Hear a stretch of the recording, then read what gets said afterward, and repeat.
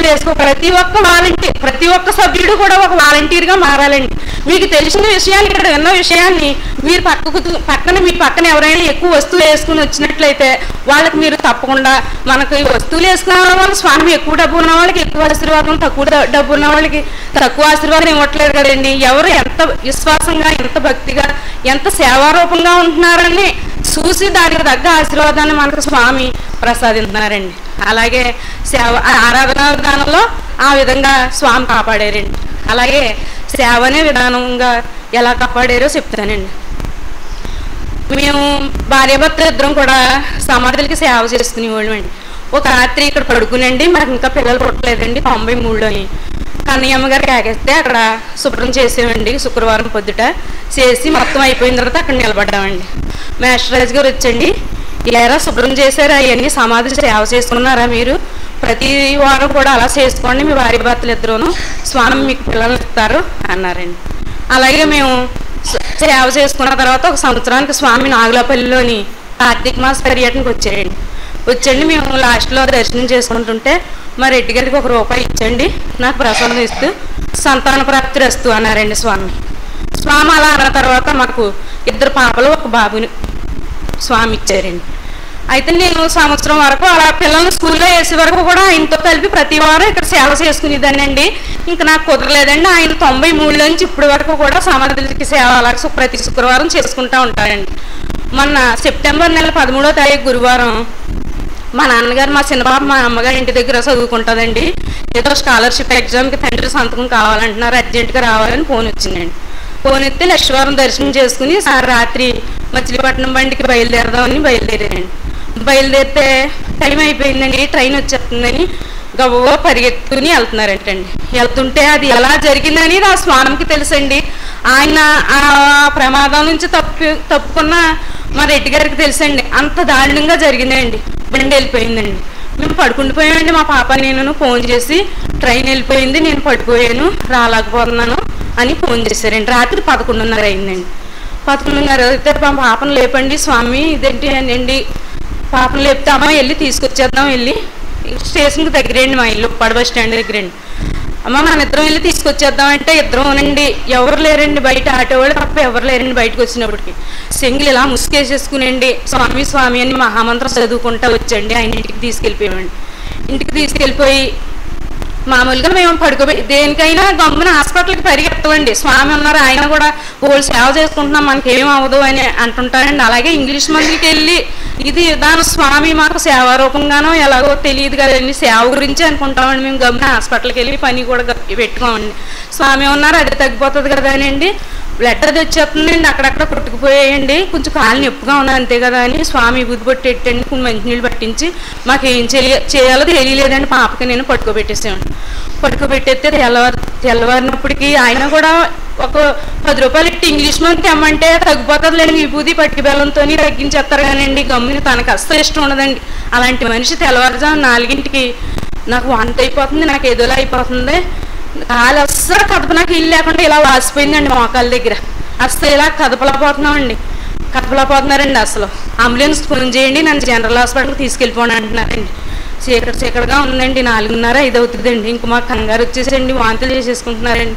స్వామి ఎంతో ధైర్యంగా ఉన్న మనిషి ఇలాగవుతుంది తండ్రి, ముందు పిల్లడితో పడ్డాం, కాలు ఇరిగిపోయి జనరల్ హాస్పిటల్లోని. ఆ పరిస్థితి రానీకి తండ్రి, స్వామి నన్ను సేవకు దూరం చేయకు తండ్రి. నేను పిఠాపురం వచ్చిన దగ్గర నుంచి కొత్త ఆశ్రమంలో ఎంతో సేవ చేసుకుంటున్నాను, ఎప్పుడు పిలిపోతారో స్వామి, ఎప్పుడు నేను సేవకు వెళ్ళాలో అని నేను పనులు పెట్టుకుని కూర్చుంటున్నాను. నన్ను ఇప్పుడు ఈయన కట్టుబడి పరిస్థితిలో ఉన్నట్టున్నారు తండ్రి. సిమెంట్ కట్టుపడకుండా నన్ను సేవకు దూరం చేయకుండా చూడు స్వామి అనండి. ముందు బాబుతో సేవ పడ్డామండి, ఇలా కాలు ఇరిగిపోయి అని నేను అలాగా అనుకున్నానండి. ఈ లోపల తెల్లవారిందండి. తెల్లవారిన తర్వాత బాబుని ఆర్ఎంపీ డాక్టర్ గారి దగ్గర పంపితే ఆయన వచ్చండి, ఎక్స్రే తీస్తే కానీ ఏం చెప్పడం, ఈ లోపల నొప్పి తగ్గడానికి మాత్రం రాత్రం హాస్పిటల్కి తీసుకెళ్ళాలన్నారండి.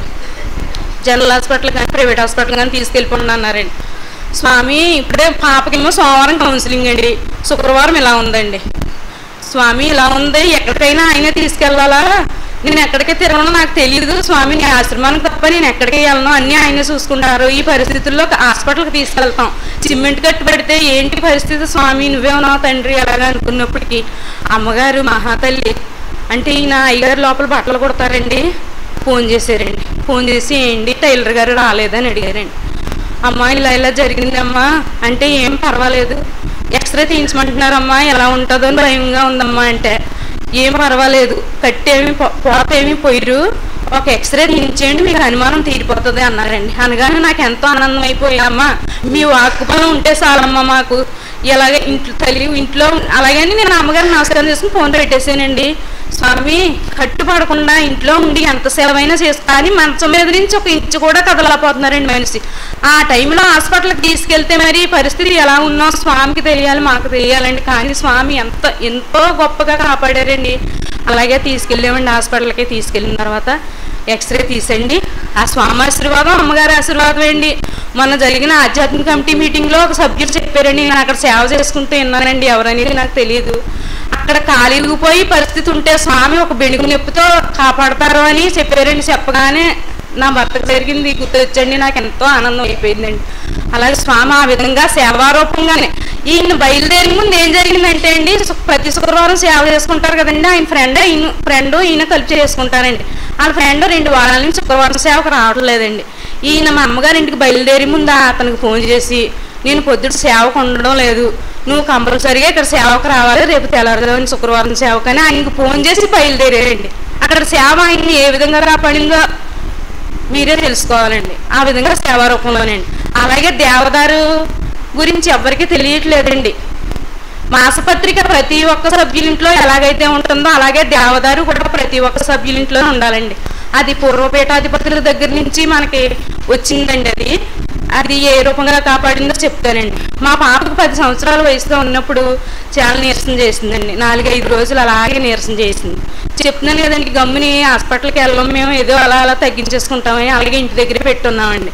కానీ పాపని హాస్పిటల్కి తీసుకెళ్తే కనుక 4 రోజులు అయిపోయిందండి. 5వ రోజుని అందరూ కూడా పిఠాపురం తీసుకెళ్ళిపోయి చూపించండి, అలా ఉంచకూడదు అలా ఎలా అన్నారండి. ఆయన అన్నారండి, లాస్ట్ ప్రయత్నంగానే కొంచెం ధనియాలు జీలకర్ర రసం తీసి అందులో 2 దేవదారు చుక్కలు వేసి పట్టించేద్దాం అన్నారండి. నాకు కోపం వచ్చి, మీరు అన్నీ ఎంత నీరసంగా ఉన్నా సరే మీరు ఇలాగే చెప్తారు అని నేను అన్నానండి. అలా కదా, అదొకటి ఇచ్చే, ఈ లోపల నువ్వు సర్దుకుని పిఠాపురం మనం వెళ్ళే లోపల ఆ మందు కొంచెం ఆయన పని చేస్తుంది అన్నారండి. నేను అలాగే గబగబగా ధనియాలు జీలకర్ర రసం తీసండి 2 చుక్కలు దేవదారు చుక్కలు వేసండి పట్టించానండి. నా 5 రోజుల నుంచి ఉన్న జ్వరం అది పట్టించగానే ఒక 5 నిమిషాల్లోని తగ్గిపోయండి. చెమటలు పట్టి పాపని ఆ టైంలో హాస్పిటల్కి తీసుకెళ్తే అండి 15-20 బాటిల్ ఎక్కింతారండి. అలాగే అయిపోయిందండి పాప ఆ జ్వరానికి హాస్పిటల్కి తీసుకొచ్చి ఉంటే. కానీ ఆ దేవదారు పట్టించగానే పాపకి వెంటనే తగ్గిపోయిందండి. అలాగే నాకు నోట్లో ఈ చివరిని ఏమైందో తెలియదండి, ఏమి తిన్నిచ్చేది కాదండి, చాలా బాధ పెట్టేసి పని కూడా చేసుకొని ఇచ్చేది కాదండి, ఇసుపు సిరకు వచ్చేసేదండి అన్నారండి. దేవదారు దూదికి ముంచి పెట్టే పని ఏమి తిన్నిచ్చేది కాదండి, చాలా కష్టపడిపోయేదండి. దేవదారు దూదికి గుడ్డ మొక్కకు అంటించి పెట్టే తగ్గిపోతుంది అన్నారండి.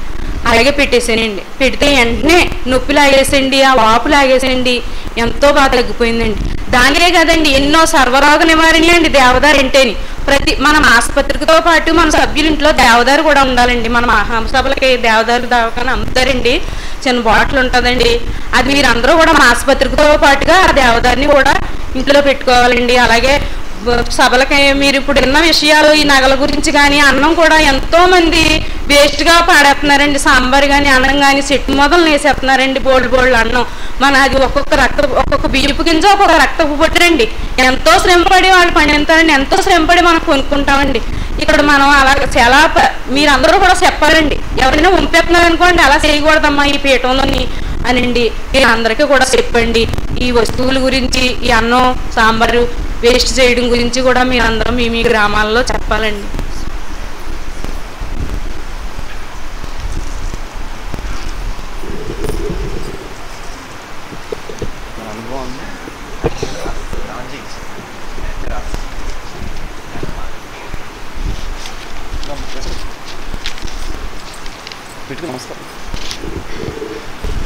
అనిశెట్టి సత్యవతి గారు వారి యొక్క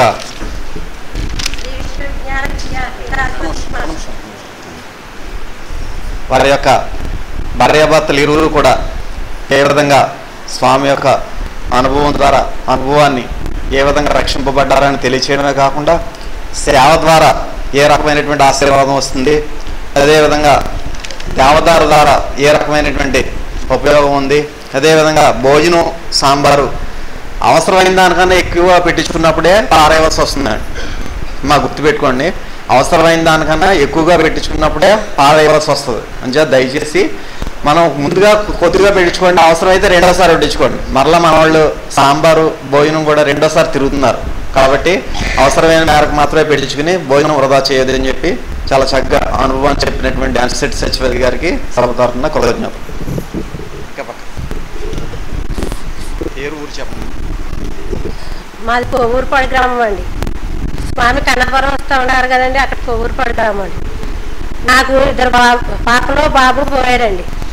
స్వామి మాకు ఇలా జరిగిందని చెప్పడానికి మహాప్రసాదం ఇచ్చారండి. అలా మళ్ళీ స్వామి 2 బాబులను ప్రసాదించారండి. అలాగే అక్కగారికి మనవడు పుట్టాడండి. మనవడు పుట్టితే స్వామి ఆ బాబుకి 70 ఏళ్ళు అవుతే ఆపరేషన్ చేయాలని డాక్టర్లు చెప్పారండి. అప్పుడు స్వామి ఉన్నారు, మనకి ఏం భయం లేదు, స్వామి కాపాడుతారో అనేసి అండి స్వామి వారికి ఫోన్ చేసామండి. ఆ బాబు అర్జెంట్తోనే గాలి పీల్చుకుంటూ ఉన్నాడండి. బాబు ఈరోజు కళ్ళు తెరిచి చూసి ఏడుస్తూ బాగున్నాడండి.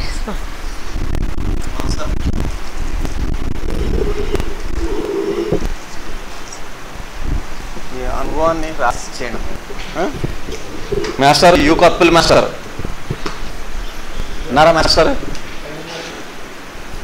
సరే, వారి బాబుని స్వామి రక్షించినటువంటి విధానాన్ని సభకు వివరించారు. వారికి సభ తరపున కృతజ్ఞతలు. ఇప్పుడు స్వామి యొక్క సందేశాన్ని అందరూ కూడా అత్యంత భక్తి శ్రద్ధలతో వినాల్సిందిగా మనవి. దయచేసి సెల్ ఫోన్స్ అందరూ కూడా స్విచ్ ఆఫ్ చేసుకోవాలి, ఆలస్యంగా వచ్చిన వారు కూడా.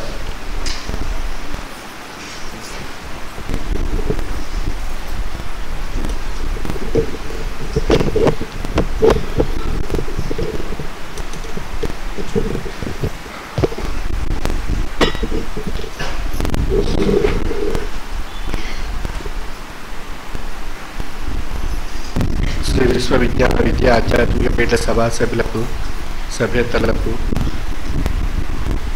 ప్రత్యక్షంగా పరోక్షంగా ఈ కార్యక్రమాన్ని అంతర్జాలం ద్వారా వీక్షిస్తున్నటువంటి సభ్యులకు నా యొక్క హృదయపూర్వక మనస్సువాంజలులు.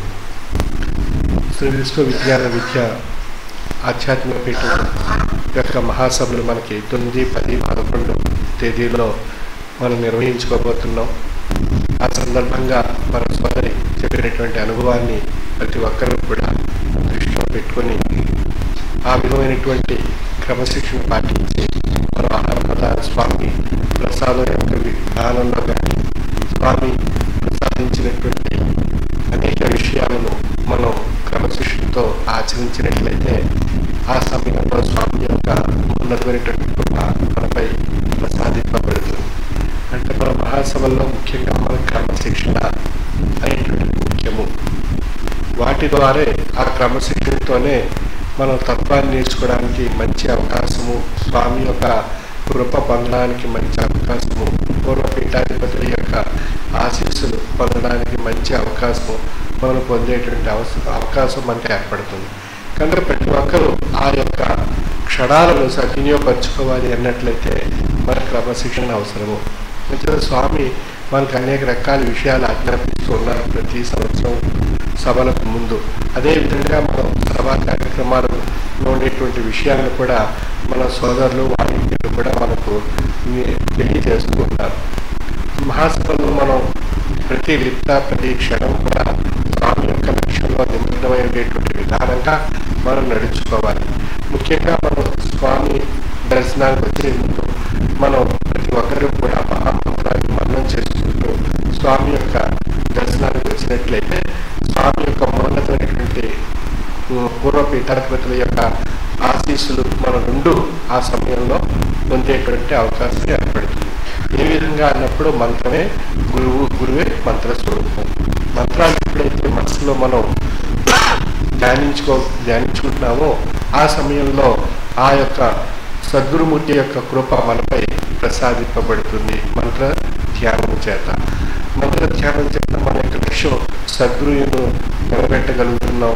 ఆ లక్ష్యం చేత ఆ స్వామి యొక్క పూర్వపీఠాధిపతుల యొక్క ఆశీర్వాదం మనం ఆ సమయంలో పొందే అవకాశం ఏర్పడింది.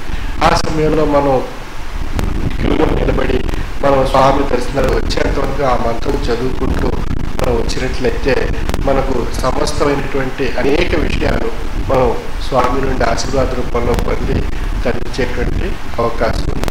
ఆ విధమైనటువంటి అవకాశాన్ని, కాలాన్ని మనం దుర్వినియోగపరచకుండా మాటల రూపంలో, శబ్దాల రూపంలో, లేదా ఎదుటి వారిని మాట్లాడుతూ మన లైన్లో వెళ్ళడం వల్ల కానీ ఆ విధమైనటువంటి పాటలో మనం వెళ్ళినట్లయితే మన యొక్క లక్ష్యం స్వామి యందు ఉండదు.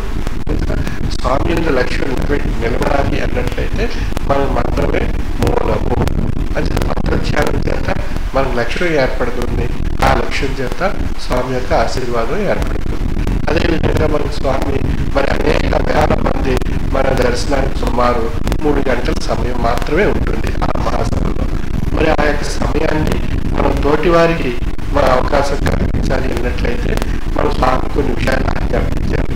దర్శనం ఒక్కసారి మాత్రమే దర్శించుకోవడం, మన పక్కనటువంటి వారికి తెలిసిన ప్రసాదాన్ని తీసుకుని వెంటనే నడవాలి అక్కడి నుంచి మనం ఆగకుండా. ఆ విధంగా చేసినట్లయితే ఒక నిమిషంలో సుమారు 10 మంది దర్శనం చేసుకోవడానికి అవకాశం ఏర్పడుతుంది. ఆ విధంగా సుమారు 3 గంటల సమయంలో అనేక వేల మంది దర్శనం చేసుకోవాలి అన్నట్లయితే మనం రోజు ప్రతి గురువారం మనం వస్తున్నాం కనుక మనం ఈ దర్శనాల విషయాలన్నీ కూడా మనకి రోజు మనం ప్రతి గురువారం తెలుసుకుంటాం కనుక మనం సభ్యతలు అతిథులు వచ్చినప్పుడు మనం వారికి అవకాశం ఇవ్వడానికి మనం తొందరగా దర్శనం చేసుకుని మనం అక్కడి నుంచి తగ్గిపోయినట్లయితే వారికి అవకాశం ఏర్పడుతుంది. ఆ విధంగా మనం మహాసభల్లో మనం ప్రతి గురువారం వచ్చేటువంటి వారు మనకి నేర్చుకున్నటువంటి విషయాలు ఆ మహాసభలో క్రమశిక్షణతో పాటిస్తూ తోటి వారికి మన ఆదర్శంగా ఉన్నప్పుడే స్వామి యొక్క మన లక్ష్యంలో మనం స్వామి యొక్క మనోభావంలో మనం మన యొక్క విధానం వారి యొక్క దృష్టిలో పడేటువంటి అవకాశం ఉంది. మనం ప్రతి గురువారం వస్తున్నాం, మన స్వామితో మనకి చాలా సాన్నిహిత్యంగా ఉంటున్నాం అని చెప్పి మనం ఎక్కువ సమయాన్ని మనం వాడుకొని తోటి సభ్యులకు మనం దూర ప్రాంతాల నుంచి, ఇతర రాష్ట్రాల నుంచి, దూర ప్రాంతాల నుంచి వచ్చినటువంటి వారికి అవకాశం కల్పించలేనట్లయితే వారు దూరం నుంచి వచ్చి స్వామి దర్శనం పొందలేక వారు బాధపడి ఆ సమయాన్ని కోల్పోయేటువంటి అవకాశం ఉంది. అంచేత మనం తోటి వారికి మన సమయాన్ని మనం పాటిస్తూ తోటి వారికి కూడా ఆ యొక్క సమయాన్ని కల్పించేటువంటి విధంగా మనం నడుచుకోవాలి. అదేవిధంగా మహాసభల్లో మనం చాలా నిశ్శబ్దంగా ఉండి స్వామి నుండి మన సభ్య సోదరు నుండి ఏ విషయాలు వెలువడుతున్నాయి ఆ విషయాలను మన మనస్సు ఆస్వాదించాలి అనేటువంటి దృఢ సంకల్పంతో మనం కూర్చున్నట్లయితే ఆ విషయాలన్నీ కూడా మన యొక్క మనసులో కేంద్రీకరింపబడి మన యొక్క దృష్టి ఆ యొక్క వాకు యందు ఉండడం చేత ఆ యొక్క సభా సోదరుల యొక్క వాకు యందు ఆ దృష్టి నిలబెట్టడం చేత మనకు ఆ విషయాలన్నీ కూడా అర్థం కాబడేటువంటి అవకాశం ఉంది. అదేవిధంగా నిశ్శబ్దంగా ఉండడం వల్ల తోటి సభ్యులందరికీ కూడా స్వామి యొక్క మోహనమైనటువంటి విషయాలు అందరూ కూడా ఆ యొక్క లక్ష్యంతో గ్రహించి ధరించేటువంటి అవకాశం కూడా ఏర్పడుతుంది. మరి ఈ విధంగా మనం ఈ స్వామి అనేక విషయాలు సభలకు ముందు అనేక విషయాలు ఆజ్ఞాపిస్తున్నారు. ఆ ఆజ్ఞాపించినటువంటి విషయాలు మన సోదరులు ఇక్కడ మనం చదివి వినిపిస్తున్నారు. అదేవిధంగా ఇక్కడ చదివినటువంటి విషయాలన్నీ కూడా మనకు కార్యక్రమ రూపంలో వివిధ ఆశ్రమాలకి తెలియజేయడం జరిగింది. ఆ యొక్క ఆచరణ సభలో టైంలో మనం ఏ విధంగా ఆచరణపూర్వకమైనటువంటి విధానాన్ని అనుసరించాలి అనేటువంటి విషయాన్ని మన స్వామి తెలియజేశారు. మరి ఆ తెలియజేసినటువంటి విషయాలు అందరూ ఆచరించినట్లయితే ఏ విధమైనటువంటి ఇబ్బందులు ఎవరికీ ఏర్పడకుండా చక్కగా ప్రశాంతంగా ఆ యొక్క మహాసభల యొక్క కార్యక్రమాలు పొంది తరించేటువంటి మహోన్నతమైనటువంటి మహా అనుభవం మనం పొందే అవకాశం కలుగుతుంది.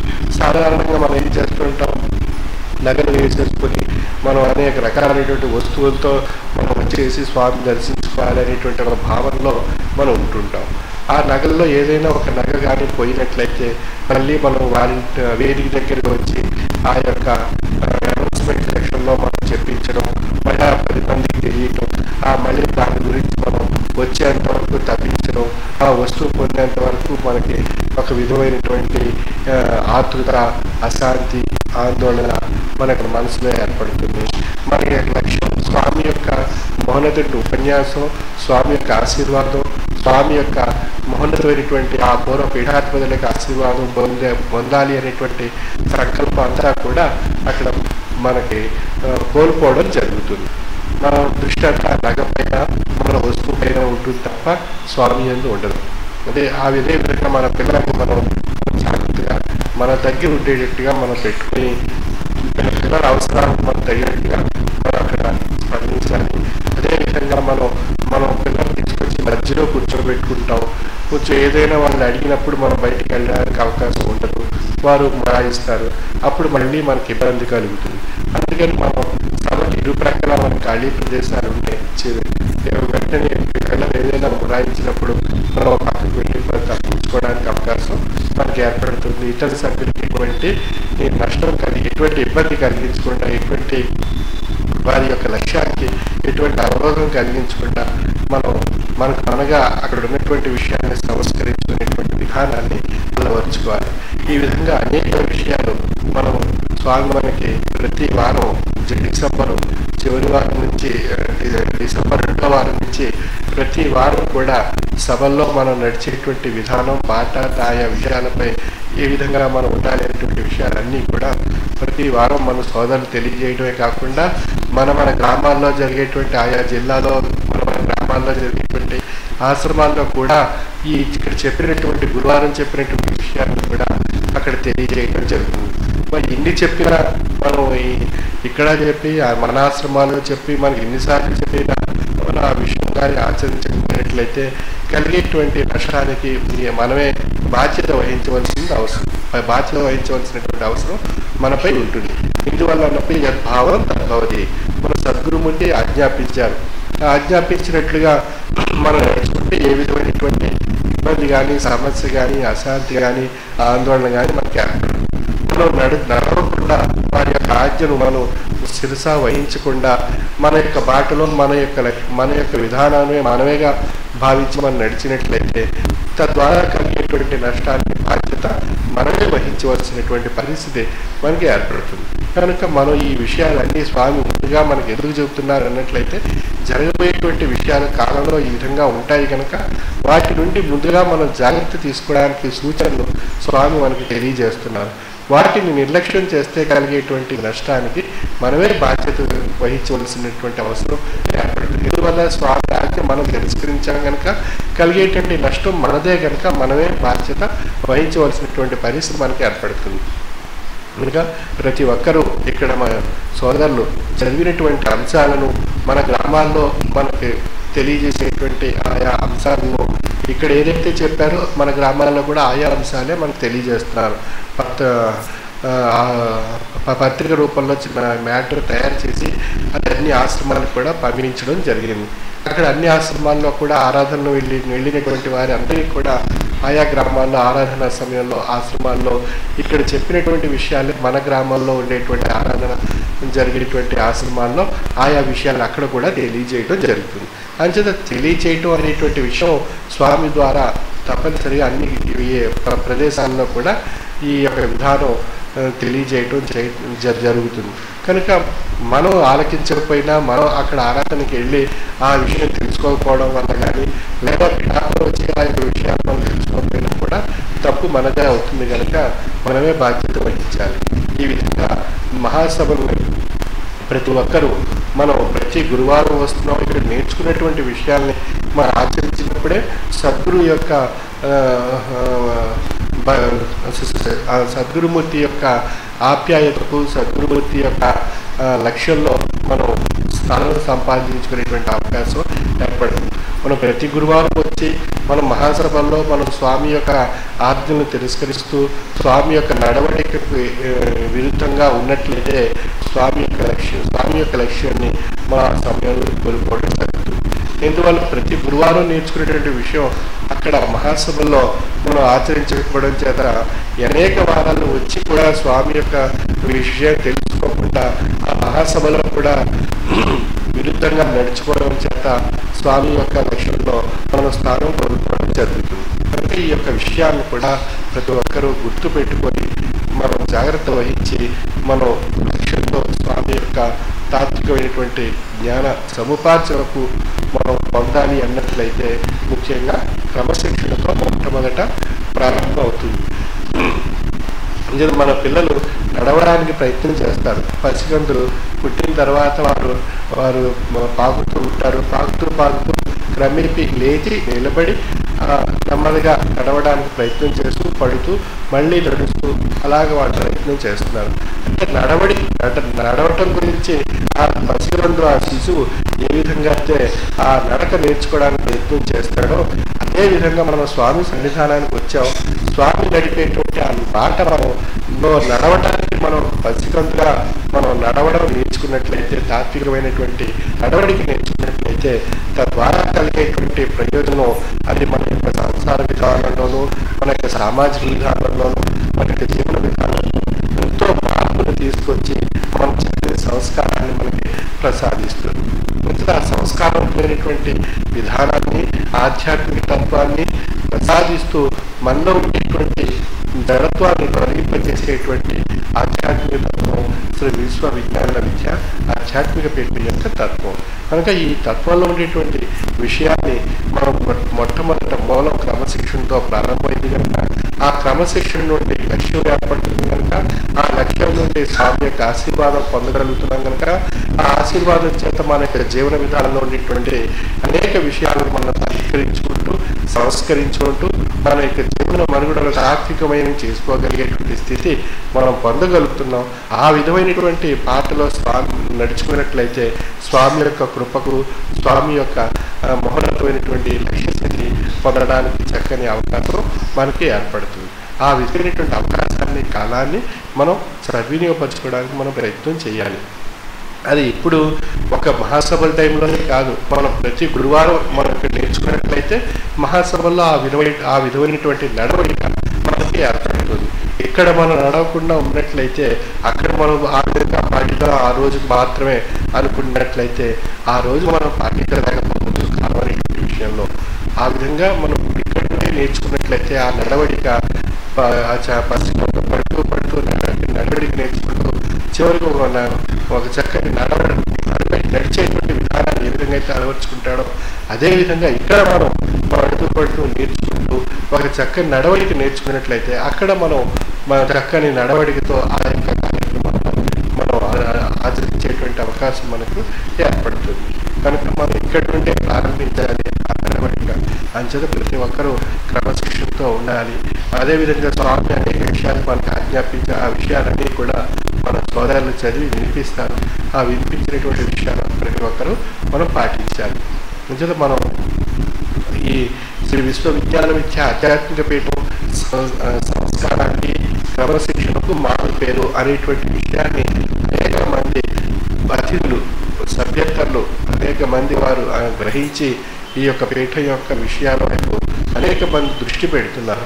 మరి మనం సంస్కారవంతంగా ఉండి మనం స్వామి యొక్క ప్రతిష్ఠతను మనం స్వామి యొక్క పీఠ యొక్క విశేషతను మనం 10 మందికి తెలియజేయాలి అన్నట్లయితే ముందు మనం ఆయా విషయాలు ఆచరించినట్లయితే 10 మందికి ఆ యొక్క మహోన్నతమైన విషయం తెలియబడుతుంది.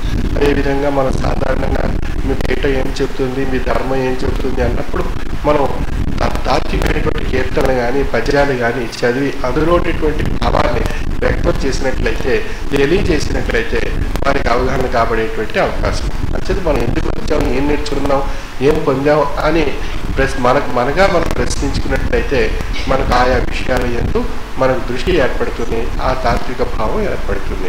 శ్రీ విశ్వవిజ్ఞాన విద్య ఆధ్యాత్మిక పీఠ సభా సభ్యుడు అన్నట్లయితే ప్రతి ఒక్కరూ ఒక తాత్వికుడు, ప్రతి ఒక్కరి సభ్యుడు ఒక తాత్వికుడు. ఒక కీర్తన ఒక పద్యం వచ్చినట్లయితే ప్రతి ఒక్కరూ ఒక తాత్వికుడు అనేటువంటి విషయంగా పరిగణింపబడేటువంటి అవకాశం ఏర్పడుతుంది. అందుకే స్వామి మనకి మాసపత్రికలో ఈ పద్యం నేర్చుకోండి, ఈ కీర్తన నేర్చుకోండి అని చెప్పి ప్రతి వారం మనకి స్వామి మనకు ప్రసాదిస్తున్నారు.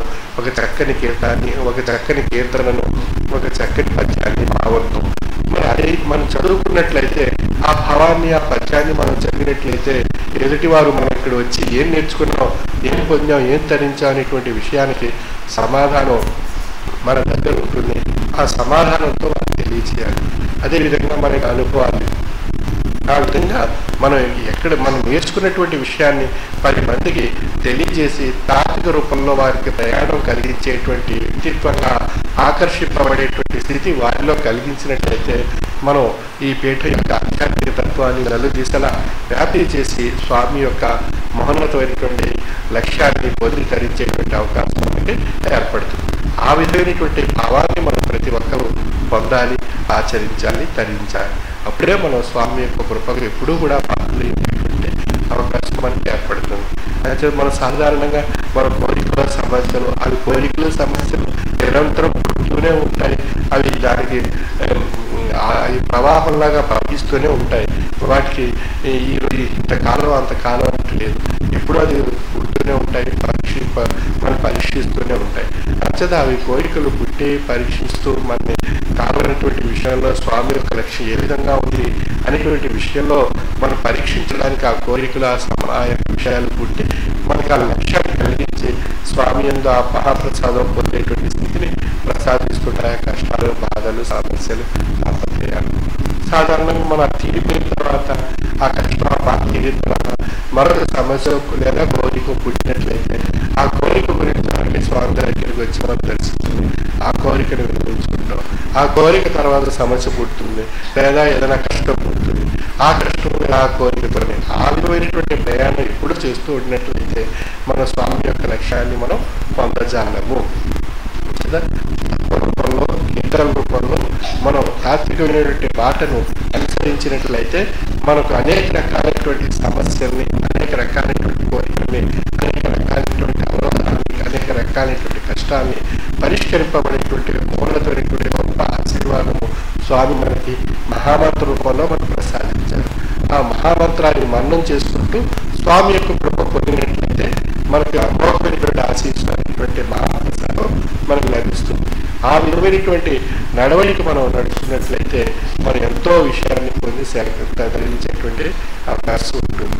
ఈ విధంగా మనం రేపు రాబోయేటువంటి మహాసభలో మనకు ప్రతి ఒక్కరూ కూడా వారింటినే చూసుకుంటారు, ఇది వాళ్ళే చూసుకుంటారు, వీళ్ళే చూసుకుంటారు అని చెప్పేటువంటి భావంగా కాకుండా మనం ప్రతి ఒక్కరూ ఒక్కొక్క వారింటి, ఒక్కొక్క సేవకుడు, మనం స్వామి సేవకులము అనేటువంటి లక్ష్యంతో మనం ఆ సభాస్థల్లో, ఆ సభా కార్యక్రమాల్లో మనం పాల్గొన్నట్లయితే మనం వాలంటీర్లకు మనం చేతినివ్వడమే కాకుండా వారికి సహకరిస్తూ మనం కూడా వాలంటీర్గా మనం కూడా ఉన్నట్లయితే, మనకు స్వామి సేవకులుగా ఉన్నట్లయితే అది కూడా గొప్ప ఆశీర్వాదంగా మనకు ప్రసాదింపబడుతుంది స్వామి యొక్క మహోన్నతమైనటువంటి విషయం. అదే మరి ఈ విషయాలని ఎవరైతే ఇవి లక్ష్యంగా పెట్టుకుని ఆచరించి ఆ యొక్క ప్రయత్నంలో ఆ యొక్క తాత్వికమైనటువంటి మాటను అనుసరించడానికి ప్రయత్నం చేస్తారో వారు ఎప్పుడూ కూడా స్వామి యొక్క విషయంలో శాశ్వతమైనటువంటి మహోన్నతమైనటువంటి ముద్ర పడేటువంటి అవకాశం ఏర్పడుతుంది. అటువంటి అవకాశాన్ని, కాలాన్ని ప్రతి ఒక్కరూ సద్వినియోగపరుచుకొని స్వామి కృపకు పాత్రలు కావాల్సిందిగా నైతమాన్ని.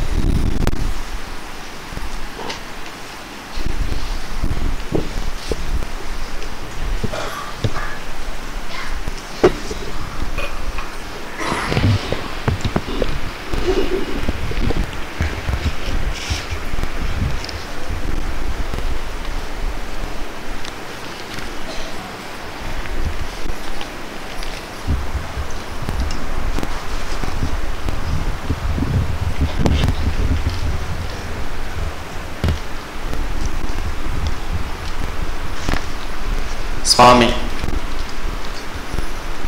ఈ రోజున చెప్పినటువంటి ఆ నియమ నిబంధనలు, అదేవిధంగా లక్ష్యంతో సభను వినడం, క్రమశిక్షణతో సభల్లో మసులుకోవడం అనేది ప్రతి ఒక్కరు కూడా అది స్వామి చేత, స్వామి యొక్క వాకు ద్వారా వచ్చినటువంటి విషయం కాబట్టి ప్రతి ఒక్కరు కూడా తూచా తప్పకుండా పాటించాలి. పాటించి స్వామి యొక్క కృపకు పాత్రలు కావాలి. మరి ఈ యొక్క నియమ నిబంధనలన్నింటిలోని కూడా మీకు తెలియచేసేది ఏమిటంటే ఫిబ్రవరి 9, 10, 11 మహాసభలో మహాపుణ్యకాలం. అది కొంతమందికి తెలియట్లేదండి. తెలియక ఒకరోజు రావడం లేదా ఒక పూట రావడం, వాళ్ళ ఇంటికి వెళ్ళిపోయి మన కార్యక్రమాలు నిర్వర్తించుకోవడం చేస్తున్నారు. ఆ విధంగా చేయకండి. మహాసభలు 3 రోజులు కూడా మహాపవిత్ర కాలం, మహాపుణ్యకాలం. మన పూర్వపీఠాధిపతులందరూ కూడా ఆహ్వానమై ఆశీర్వదించేటటువంటి మహాపుణ్యకాలం.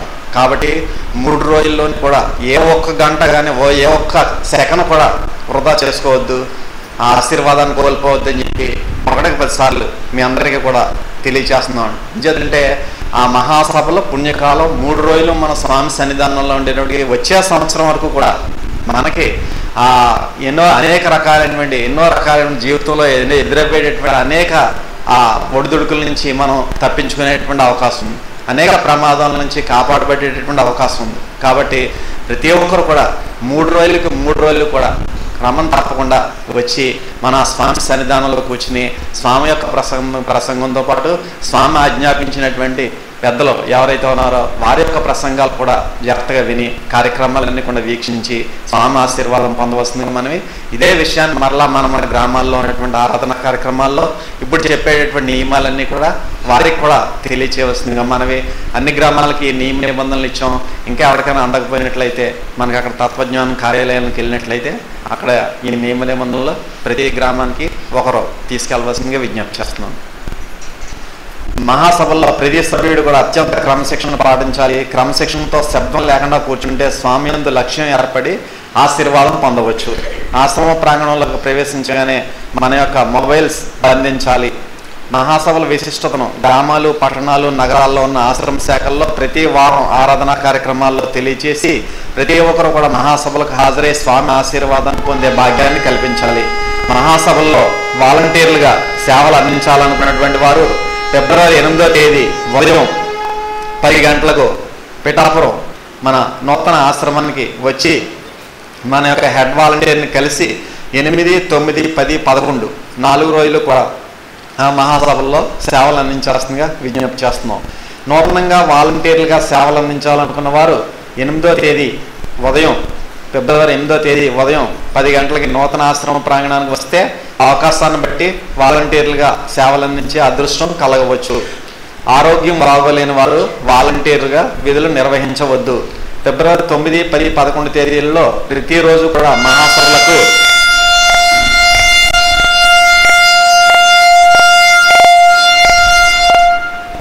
మహాసభల్లో ప్రతిరోజు కూడా ఉదయం 8:30 గంటలకే అంటే 9కి సభ ప్రారంభమవుతుందంటే అరగంట ముందుగానే సభా మందిరంలోకి కూర్చుని మహామంత్రాన్ని పఠించుకోవాల్సిందిగా విజ్ఞప్తి.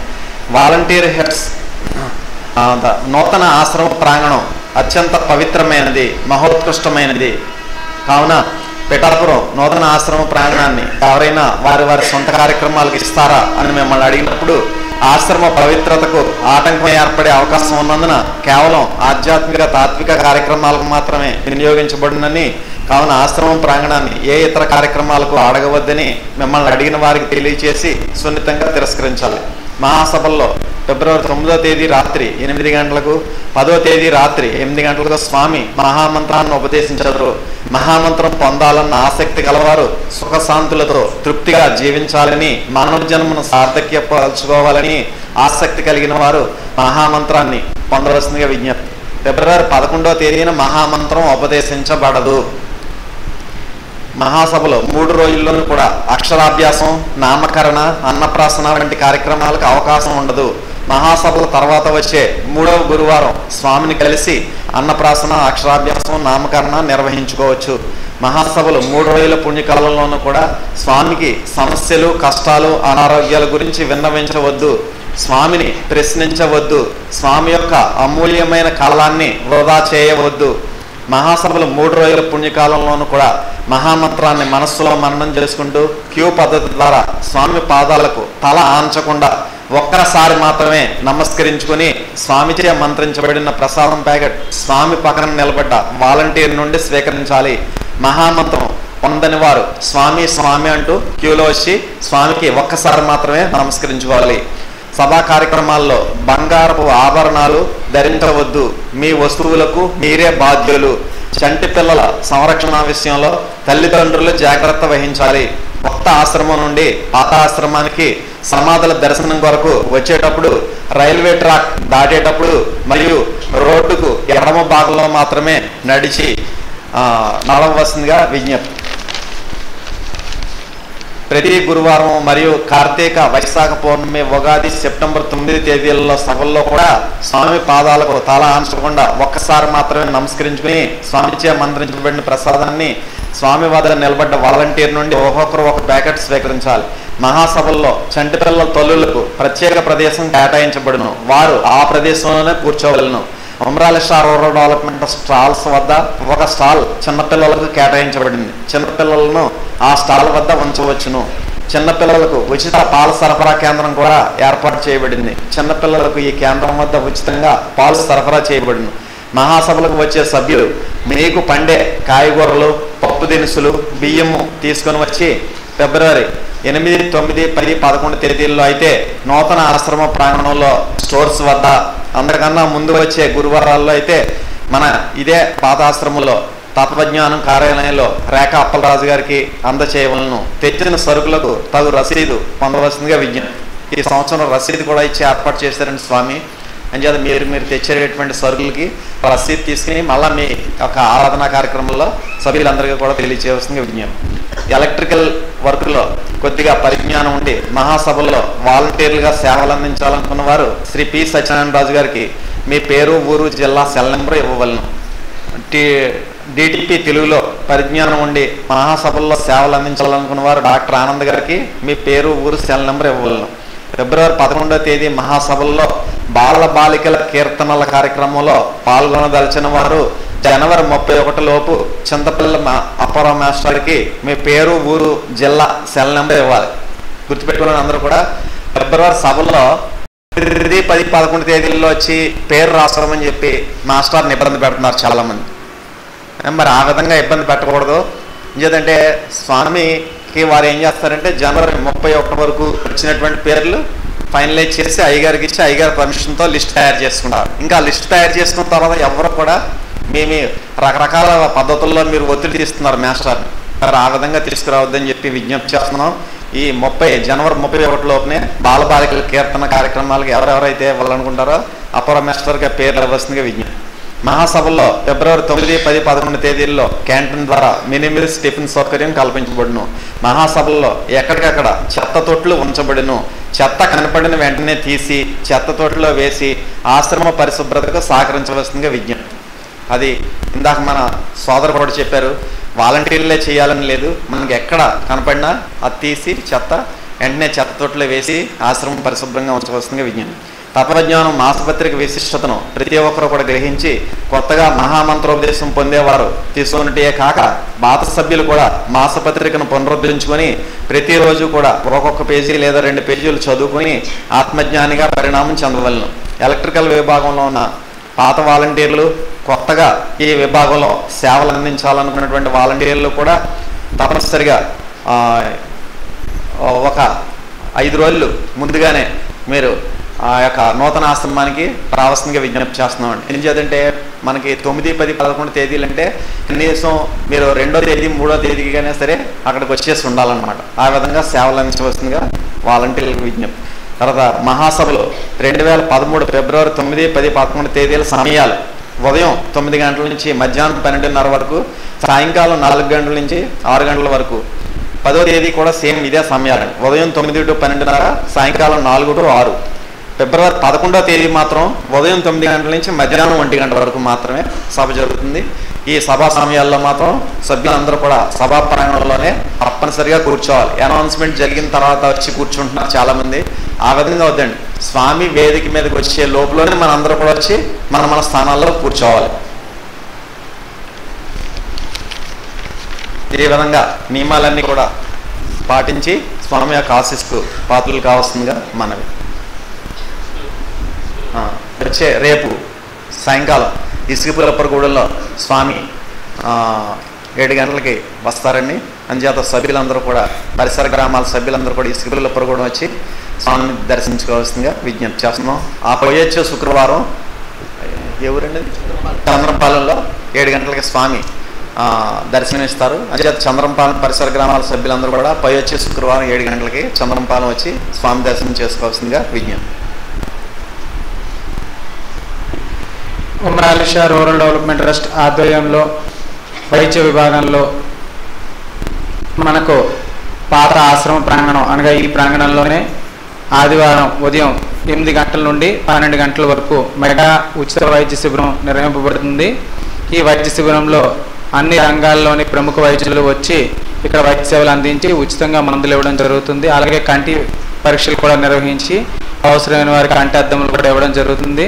అలాగే గుండెకి సంబంధించిన డాక్టర్లు, పంటికి సంబంధించిన డాక్టర్లు, స్త్రీల వైద్య నిపుణులు, పిల్లల వైద్య నిపుణులు, చర్మ వైద్య నిపుణులు, ఎముకల వైద్య నిపుణులు, చర్మ వైద్య నిపుణులు, అన్ని రకాల వైద్య నిపుణులు కూడా వచ్చి ఇక్కడ మన ఆశ్రమం ప్రాంగణంలో వైద్య సేవలు అందిస్తారు. కాబట్టి ఈ అవకాశాన్ని మన సభ్యులు అందరూ కూడా వినియోగించుకోవాలి. అలాగే ఇతరులకు కూడా ఎవరికైనా అవసరం ఉంది అంటే వారికి కూడా తెలియచేయండి. ఈ విషయాన్ని ఆశ్రమాలకు వెళ్ళినప్పుడు వారికి కూడా తెలియచేసి అందరికీ కూడా ఈ అవకాశాన్ని సద్వినియోగపరచుకోవాల్సిందిగా తెలియచేయవలసిందిగా కోరుకుంటున్నాం.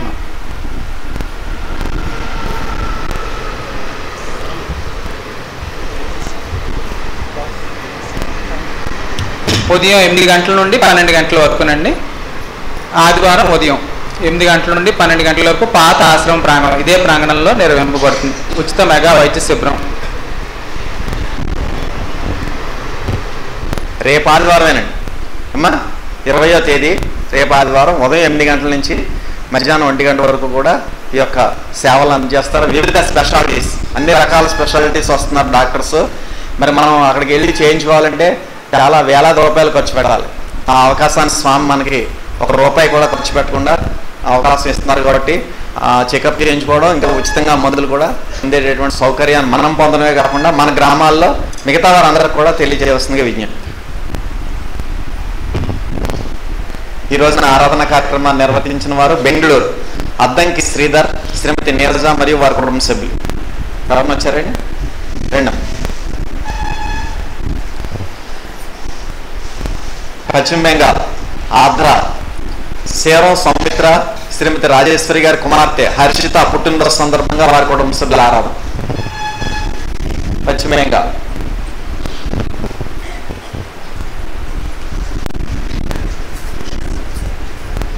రాజమండ్రి స్వామి యొక్క అనుమతితో ఆశీస్సులతో నిర్మించబడిన ఆంధ్ర శబరిమలై మహాక్షేత్రంలో మకర జ్యోతి దర్శనం విజయవంతంగా పూర్తయిన సందర్భంగా శ్రీ పందల భూపతి శ్రీ కుసుమంచి సత్య శ్రీనివాసరావు దంపతులు ఈనాటి ఆరాధన కార్యక్రమాన్ని నిర్వర్తిస్తున్నారు. హైదరాబాద్ ఎంగళే శేషగిరి శ్రీమతి శ్రీలక్ష్మి గార్ల కుమార్తె కొందనిక మరియు వారి కుటుంబ సభ్యుల ఆరాధన. నరసాపురం గొట్టుముక్కల మురళీకృష్ణరాజు, శ్రీమతి ఇందిర మరియు వారి కుటుంబ సభ్యుల ఆరాధన. గండేపల్లి గరిగిబాటి వెంకటరమణ, శ్రీమతి వెంకటలక్ష్మి గార్ల కుమారులు ఉమామహేశ్వరరావు, ఉమేష్ కుమార్, వీరమ్మ మరియు వారి కుటుంబ సభ్యుల ఆరాధన. విశాఖపట్నం జె సూర్యనారాయణ, శ్రీమతి విజయలక్ష్మి గార్ల కుమారుడు సత్యకిరణ్ మరియు వారి కుటుంబ సభ్యుల ఆరాధన. రాజమండ్రి పెద్దింటి అప్పలరాజు, శ్రీమతి యశోద గీత మరియు వారి కుటుంబ సభ్యుల ఆరాధన. నాగులాపల్లప్పగూడెం సన్నిపోయిన బుల్లబ్బాయి, శ్రీమతి అక్కమ్మ మరియు వారి కుటుంబ సభ్యుల ఆరాధన. నెడవోలు తోట శ్రీనివాసరావు, శ్రీమతి అచ్చమాంబ మరియు వారు శ్రీ ఉమ్రాలిష లేడీస్ టైలరింగ్ వర్క్స్ తరఫున వారి కుటుంబ సభ్యుల ఆరాధన. జగంపేట పేరబత్తుల సత్యబాబు, శ్రీమతి దుర్గా మరియు వారి కుటుంబ సభ్యుల ఆరాధన. మాటలం కృష్ణా జిల్లా మాటలం గుల్లింక చిరంజీవి, శ్రీమతి శేషమణి మరియు వారి కుటుంబ సభ్యుల ఆరాధన.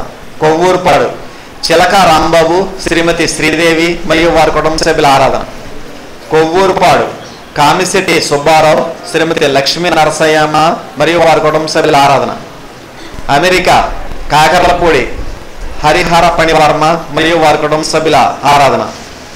తణుకు కొమ్మిరెడ్డి సుబ్బారావు, శ్రీమతి ధనలక్ష్మి గారుల జ్ఞాపకార్థం వారి కుమార్తె పద్మావతి మరియు వారి కుటుంబ సభ్యుల ఆరాధన. కత్తిపూడి చల్లా లచ్చారావు గారి జ్ఞాపకార్థం వారి కుమారులు వెంకటేశ్వరరావు, ముత్తారావు మరియు వారి కుటుంబ సభ్యులు. పాల్వంచ ఖమ్మం జిల్లా గుండం ధనరాజ్, శ్రీమతి వీరయ్యమ్మ మరియు వారి కుటుంబ సభ్యుల ఆరాధన. గుజరాత్ బండే నాగేశ్వరరావు గారి కుమారుడు వీర వెంకట సత్యనారాయణ, శ్రీమతి సాయి స్వరూప గార్ల కుమారుడు ఉషా కిరణ్ పుట్టినరోజు సందర్భంగా వారి కుటుంబ సభ్యుల ఆరాధన. వచ్చే వారం జనవరి 24వ తేదీ ఆరాధన ఖాళీగా ఉందండి. ఏ గ్రామస్థైనా ఆరాధన చేయించుకోవాలనుకున్న వారు రేఖ అప్పలరాజు గారిని కలిసి ఆరాధన కార్యక్రమం రాయించవలసిందిగా విజ్ఞప్తి చేస్తున్నాం. వచ్చే వారం 24 జనవరి ఖాళీగా ఉందండి. ఏ గ్రామస్తులైన ఆరాధన చేయించుకోవాలనుకున్న వారు రేఖ అప్పరాజు గారిని కలిసి ఆరాధన చేయించుకోవాల్సిందిగా విజ్ఞప్తి చేస్తున్నాం.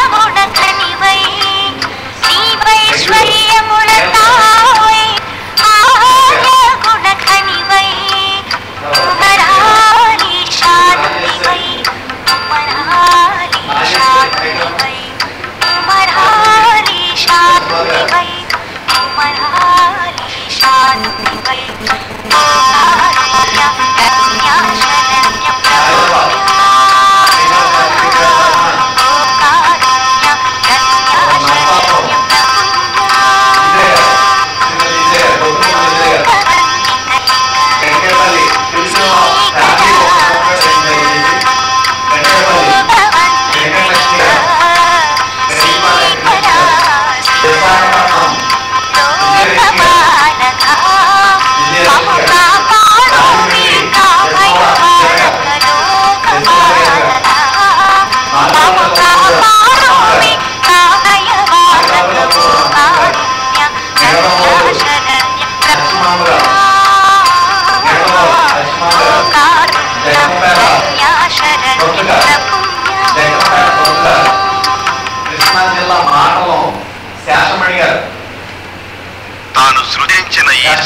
సృష్టిని కాపాడు రేణుక చిన్ని శిశువుగా ఆ దేవదేవుడు ప్రపంచిన ఆనంద సమయం ఇది. ముత్యాల ముగ్గులతో అందాల రంగవల్లికలతో వేడుక చేయించు బ్రహ్మాండమరుడి తొట్టిలో 4 వేదములు పగ్గాలుగా కట్టి బ్రహ్మాది దేవతలు ఏ విధంగా ఆ దేవదేవునికి జోలపడుతున్నారో బొమ్మన శిక్ష ఈ పాటలో వర్ణిస్తున్నారు.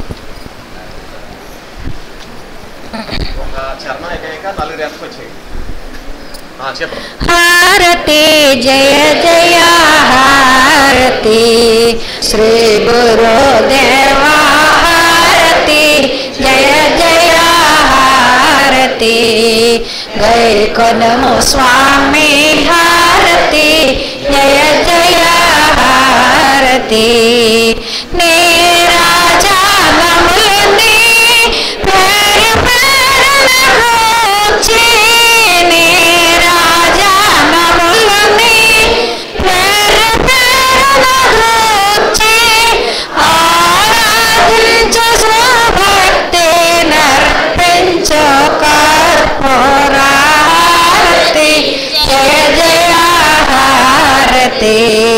श्री गुरुदेव हारती जय जय हारती गए कदम स्वामी हारती जय जय हारती परमाभक्त ज्ञान हरिदास मंडलो परमाभक्त ज्ञान हरिदास मंडलो करमलो मोचे मेरे पल्ले प्रभुन नित्य हारती जय जय हारती श्री गुरुदेव हारती जय जय हारती गए कदम स्वामी हारती जय जय हारती परतत्व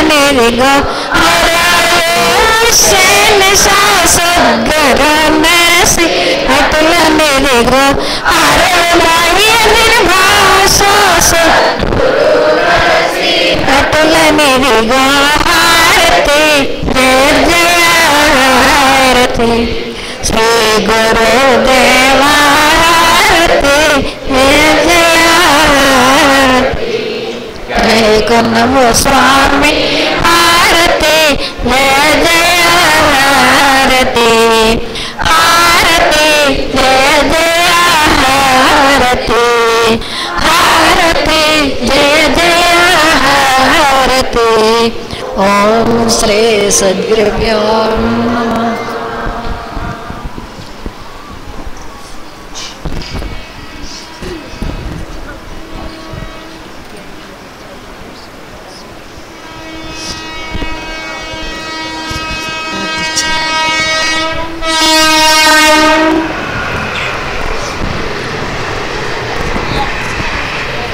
Ini salah muncul atau apa? Ini salah lagi yang ada muncul. Jadi saya kalau ada muncul nama apa?